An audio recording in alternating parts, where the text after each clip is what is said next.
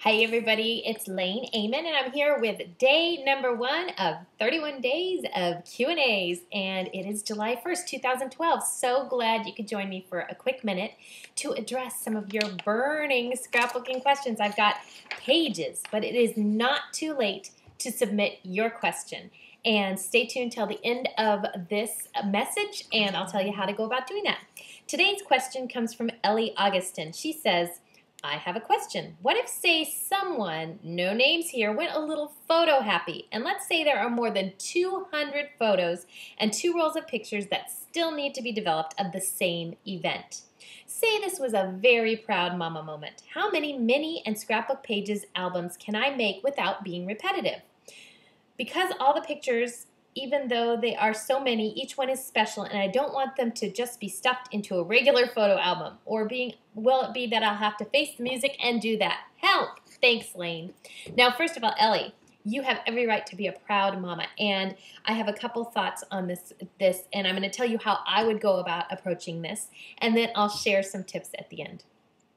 For me, what I would do first is develop all those photos, get everything in one spot so I know exactly what I'm dealing with. So I'd have the 200 photos plus those 2 rolls of film, so let's say 250 photos. Then I would go through those and sort them out. There's going to be a certain percentage that are just absolute duplicates, or people's eyes are closed, or they're just not great photos. There's nothing really that grabs you. So I would go through those 250 photos and get them down. Let's say I could probably get those 250 down. At least I could cut that in a third, I would think. So then I'm left with about, what is that, 250? Let's say I've got 150 left. Or a little bit more. 150 photos is a lot easier to deal with than 250 photos. So let's say now I'm down to the photos that I actually like. The people's eyes aren't closed. They're not exact duplicates. They're unique. They capture my emotions in some way.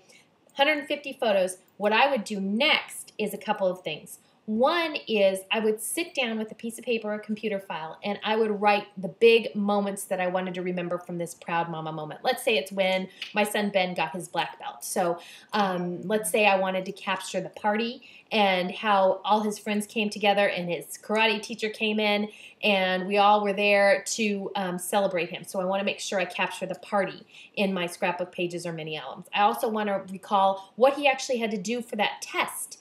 When Ben tested for his black belt, it was an all-day affair. So I want to get down in writing the overall requirements for that event. Then I would want to capture also how hard he had to work. What did he have to do to get to that point? I also would want to capture how he felt about it. I also would want to capture how his dad and I felt about that moment. So there's different elements of that event that I'm going to want to capture. And each one of those elements may require a different scrapbook page or a mini album. I can decide how I want to do that depending on how the photos lay out. So once I've got those moments down, the actual sentiments and stories that I want to capture, I would start matching those up with photos and realize, okay, I've got 40 photos of the actual test itself. I'm going to make a mini album that covers the test itself. So I pull those 40 photos out, set them aside, and put a sticky note on it that says testing. Mini album. Then I might say, okay, I've got 12 photos of the party itself, and that's going to be enough. So I'm going to do a double page spread, or maybe even 2 double page spreads of the party. So I put those 12 or 14 photos, whatever I just said, in a separate pile that say party on them. And then I would get a picture of him with his black belt actually on and get him to talk about what that meant to him. And just go through like that, matching the photos to the stories I want to tell.